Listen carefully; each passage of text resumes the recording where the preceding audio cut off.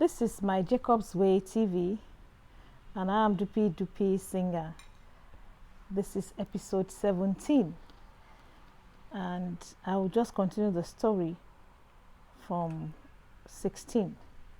You remember that I went back to my husband and knelt down before him, and I said that God told me that I did not behave like a child that knows how to behave. He could not have sent me on an errand, and I delivered the message very shabbily. And the man had given a witness, and he said, well, I also wondered if it was God that sent you. Immediately you left the room, I was just wondering, what's wrong with this one? And I went back to sleep. But luckily I came back and I obeyed God, and I didn't want to do it 100 times, because the Lord told me if you don't do it well 100 times, I will insist that you go back and do it well. But my husband is the kind of person who will look at you very, very carefully to see if you are pretending or you are truthful. He looked at me that day very keenly. My head was like this, tears coming down my face. I was completely humbled, coupled with the fact that I knew God was looking at me from upstairs.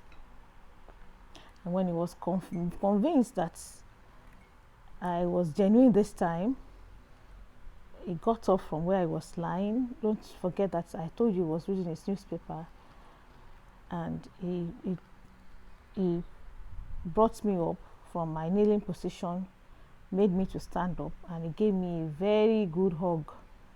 Hey? Hug? Since when did I have a hug last? Since when? This was a good hug coming from a very good heart. And he tried to remove the tears on my face, and he made me to sit down. I sat down. He told me he was coming. And he went and came back with a bottle of wine, chilled wine, and a big bar of chocolates. And he served me. Tears were still coming down my face. And he told me, don't cry. There's no need to cry. It's okay. It's okay. And he said to me, oh yeah, enjoy your chocolates and your wine. I was still crying. I said, no, I got that for you specifically. You must take it. So as I started to take that, he asked me, you are going back to church today, aren't you? And I said, yes. And then he asked me, which car do you want to take? I told him which car I wanted to take. In the past, my husband would sit in front of the house and he would see me struggling how to repack the car. He would not ever venture to want to help me. But while I was taking my chocolate and my wine, he himself got up and repacked the cars for me and repositioned the car I wanted to take to church later in the evening. In my own very eyes, I returned from church in the evening and went back to bed. Went to bed like normal. Night over, he was the one that woke me up early the next morning to say he was going to work. In the past, I would just wake up in the morning and find that he was gone. I usually pray in the middle of the night, so I sleep a little. I don't get up early. Well, this next morning, which was a Monday morning, he tapped me and told me he was ready to go to work. Oh, I'm sorry, I didn't even know. Oh, I'm sorry. He said, no, don't worry, I'm not complaining. I just want to say bye-bye to you. And then he pulled me up the bed, hugged me again, gave me a peck here, gave me a peck there, and gave me a serious hug. I said, ah. And then said to me, have a good day. And before I knew it, he was gone. Now, when he got to the door, he looked back and said to me, beside your bed is 5,000 naira. I said, oh, what do you want me to do with the 5,000 naira? I said, well, he said, I know you don't have money. You were just doing shakara for me. And he was gone. After he shut the door, I looked at the 5,000 naira. 5,000 naira might not mean anything to you today, but that time it was almost like maybe 25,000 naira or even 50,000 naira. I looked at the money I didn't have a dime, true. There's no joke about it. The man read me well. He said, I know you are just doing shakara for me and you don't have any money. And I looked at the money, I raised the money up to God, tears coming down my face. And I said to the Lord, I have suffered myself for nothing. My last son will tell his elder brother, if I just give you one blow, you will suffer yourself, Nini. That was what Banki, my last son, used to say to Babatunji, his elder brother. I had been giving myself one big blow and I was just suffering myself, Nini. There was no need for me to have suffered all the things I have suffered. I said to the Lord, just by obeying you, things are coming back to normal. This man effortlessly is returning to loving me and catering for me. I didn't even have to beg him. He already knew what I needed. Look at how he took care of me yesterday. I said to the Lord, I will no more disobey you. I will no more disobey you. And I saw this to be an acid test. It was for me an acid test of obeying God. I said to God, if just this one commandment will bring me this much favor so far, so it means if I obey all other commandments, my life will be beautiful without any issues as much as possible. There will be no trouble at all. I tell you something, since that day till now, I will not tell you that there had been no challenges.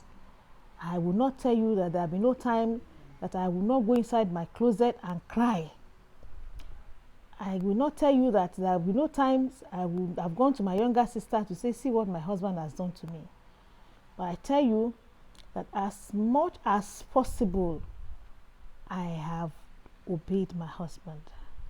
Many men of God have met me in the course of telling my story. And whenever it gets to the point of where I had to stay in the bush for 9 years, the first thing they are waiting to, the first arrow they want to shoot at me is, what is your husband's reaction to all of this? I will say, he never asked me to stop. He didn't tell you to stop. He allowed you to go. If it is me, I would never have allowed my wife. Well, they didn't know that God, in his infinite wisdom, had given me the key to the heart of my husband by asking me to submit myself to him.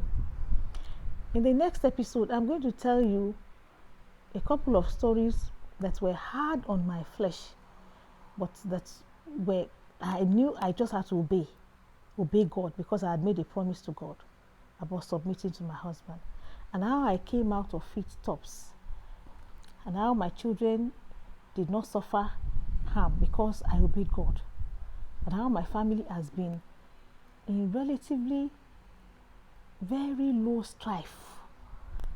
Strife has almost gone out of my home. You know the definition of strife?